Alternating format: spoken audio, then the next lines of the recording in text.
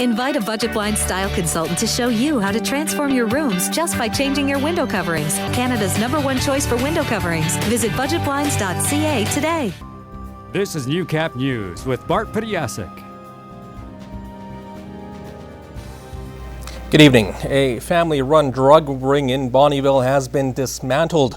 Police allege a mom and her 2 sons were supplying the region with cocaine and fentanyl. Now, the news comes as the Alberta Law Enforcement Response Team has announced the results of a major drug bust in our area. This still, I've got to wear gloves because this still has to get printed. This semi-automatic assault rifle, found at the latest Big Alert bust, one of many high-caliber weapons seized there after RCMP in Bonnyville got wind of a crime group back in January.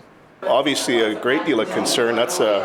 We've got some pretty heavy-duty equipment here, and it's very concerning for us. You know, you have to question what the motivation is behind somebody having not only the weaponry but also the hard body armor, the soft body armor as well. 3 bulletproof vests found as well. 3 people now under arrest, a mother and her 2 sons. A family business dynamic investigators say they don't often see. Rarity of brothers and family, not necessarily, but rarity of having your mom involved, yeah, probably.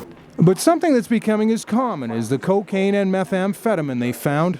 More fentanyl pills, the painkiller that's been lethal nationwide when misused. Alert says the alleged criminal family moved to Bonnyville from BC.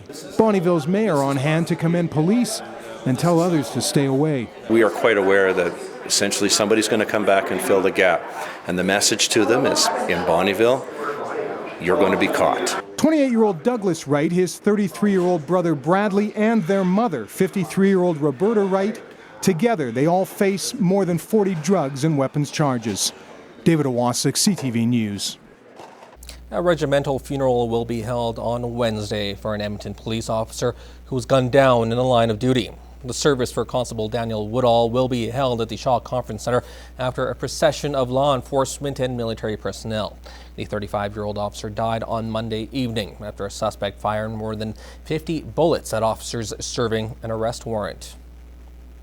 A multi-million-dollar expansion to a local seniors' home that was announced earlier this year may be delayed. This as administration from the Pioneer Lodge says the provincial bureaucracy is getting in the way. Stakes are still in the ground where the $4.4 million project would have been placed, adding 44 new beds and a higher level care for residents. Staff originally planned to break ground later this year, but with the introduction of a new Alberta government, they're being told to hold off until the Health Ministry makes its final decision on whether they can honor the commitment from the previous administration. It's extremely frustrating because every day we're seeing the need. Every day we are asking people to leave their comfort zones and from their families and shipping them hundreds of miles away at a time when they really do need that love and support. According to Joyce Bell, the political indecision is not slowing down the board as they will continue to work on shovel-ready plans until they hear from the NDPs.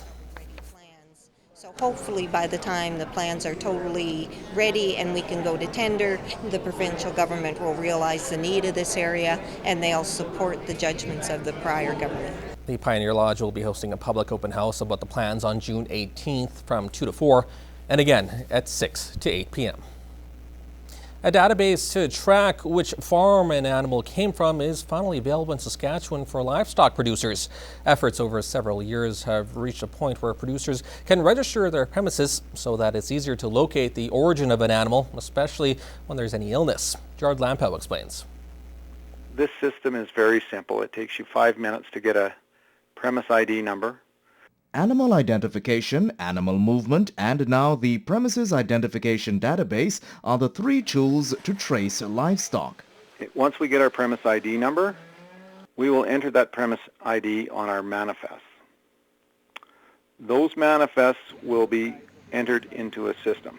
If a disease is found on a farm, the premises ID number can be checked to see all animals that have passed through that farm, saving time and costs in containing an illness. It's a saving for producers, and it protects us from anything else in our country. About 1,400 of Saskatchewan's livestock producers have registered. The province has upwards of 15,000 cattle ranchers. The impact of the closure of borders during the BSE crisis remains on producers' minds, and livestock associations, in partnership with the province, are encouraging members to sign up. With a functional database now, our Chief Veterinary Officer will be much better equipped, along with the CFIA, of course, at tracking down and isolating any significant disease threats. Producers can register their farm for free online at premisesid.saskatchewan.ca. The information will only be used in the event of an emergency. Tony says it's cost-effective, but he is concerned that if producers don't sign up, there could be consequences. We must get it done, in my opinion, because if we don't get it done, the Canadian Food Inspection Agency is going to make us track these animals in a more expensive and cumbersome way. Gerard Lampow, Newcap News.